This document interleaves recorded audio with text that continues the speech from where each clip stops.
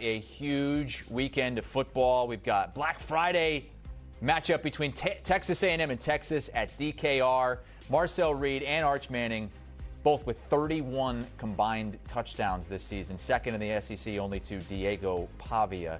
A&M a 2.5-point road favorite as they look to clinch their spot in the SEC championship game. Chip Patterson and Shehan Jeyarajah joining us here. Chip, Arch coming off a career game, threw for nearly 400 yards, had 6 total touchdowns. What kind of a spot do you think he is right now compared to maybe the early weeks of the season when we were all over him?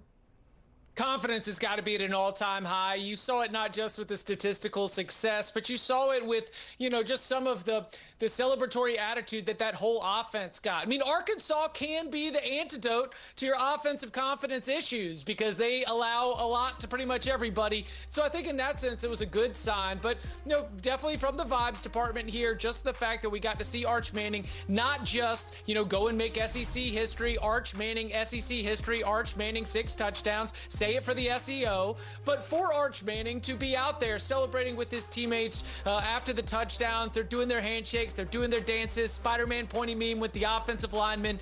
It's what you want to have going up against a Texas A&M defense that you do not want to be lacking in your confidence in your decision making. It is a Texas A&M defense that can be had, but they will also make you pay for mistakes. And so I think that for his headspace, in addition to the statistical excellence, it was a great performance against the Hogs. And Shehan, why is he your impact player to watch in this game for Texas?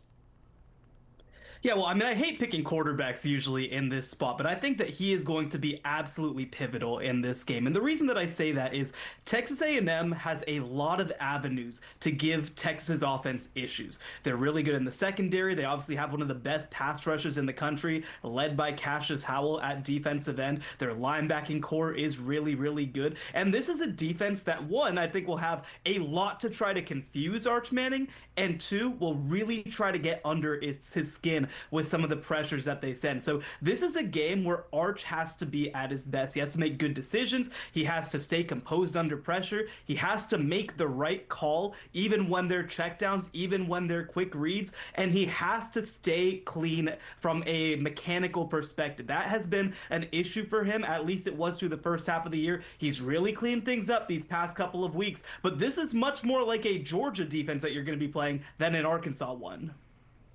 Yeah, I'm going to go with junior running back Contravion Wisner as my player to watch.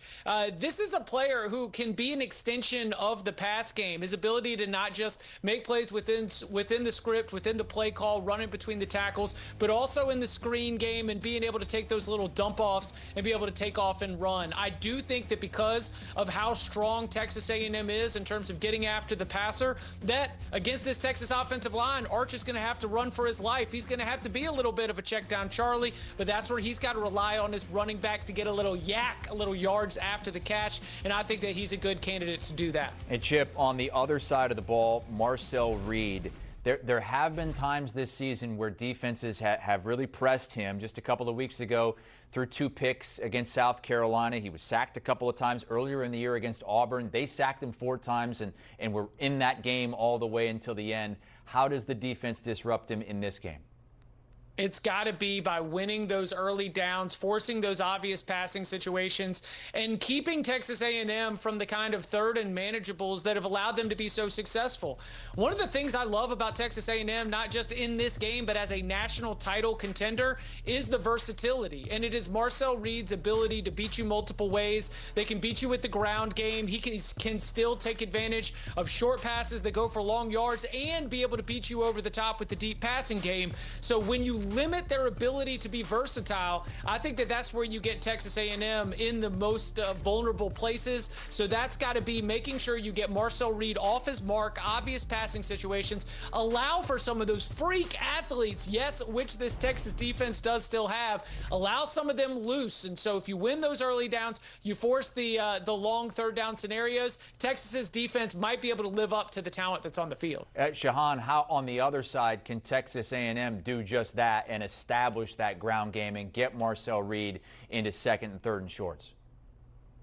Well, I think that one of the greatest inefficiencies in college football right now is having a quarterback who can truly be a dual threat, a runner and a passer. And I think that Texas A&M has that in Marcel Reed, somebody who obviously in some key moments has really taken off and made big plays, but also behind this offensive line that's been really good, especially in the second half of the year. When I look at Texas A&M, they've been dealing with injuries at the running back position, but unlike Texas, who's had the same thing, they've just kept churning guys out there. I really like Ruben Owens coming in off the bench, a former blue chip recruit who's come in and done some nice stuff. They've got some freshmen coming off the bench, putting up big yardage as well. I think the fact that Texas A&M is able to go to maybe 3 or 4 different players with handoffs, it just creates a different kind of challenge, I think, when you're going against the Texas defense that's been a little bit inconsistent, especially in the second half of the year. And really, more than anything else, you want this running game to be able to set up the passing game. You have favorable matchups out there, create them with your running game. Yeah, is one of those matchups Concepcion at the wide receiver position? Because I know he is your impact player to watch for A&M.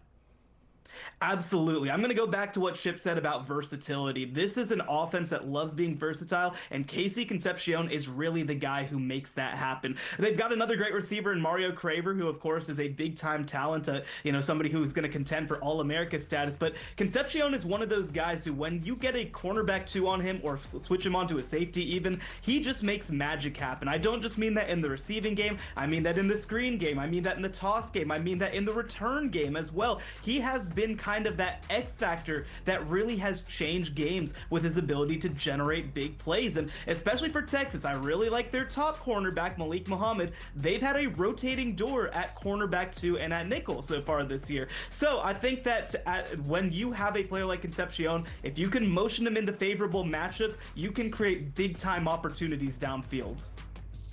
Sometimes week 14 is about just relishing what has been awesome about a college football season, and dadgummit, Cassius Howell has been awesome. All right, he has been so much more than advertised. He is not just an impact player for Texas A&M. He is one of the best pass rushers, if not the best pass rusher in the whole country. So the fact that we get to watch number 9 tee off against Arch Manning and the rest of this Texas offense, an offensive line that we know he should absolutely dominate. I mean, he already, before the first snap has taken, had an impact on this game in terms of the amount of time that Steve Sarkisian and the rest of this staff have to think about ways that they're going to try to block number 9.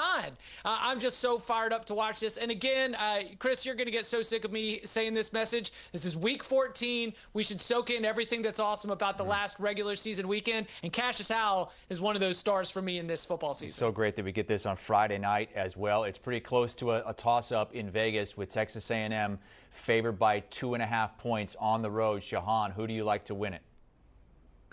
So this is a game where matchup-wise, I really like Texas A&M, but throw out the matchups, throw out the records. This is a mental game for Texas A&M. You saw them go down 30-3 against South Carolina and have the mental resiliency to fight back. You saw them go down on the road at Notre Dame, throw a fourth-quarter touchdown to win the game. That's what Texas A&M shows up with in Austin. They exercise some of their demons. They get to 12-0 for the first time since 1992, and they book their ticket to the college football playoff. Let's do one of those choose your own adventures where I say the exact same thing, but then take you in a different direction. This is a mental game for Texas A&M, and that's why I think Texas is going to be able to get it done, because it's really hard to go undefeated in college football, and it's really hard to be able to accomplish all of these huge goals. And when it's right there, and all you have to do is beat your rival, who, oh, by the way, has their own backs against the wall, playing for everything mentality. I'm gonna say Texas gets it done and leaves us with a real head scratcher in terms of trying to figure out the postseason picture after. Yeah, that. where do you think that goes? Does Texas get in with a win here, Chip?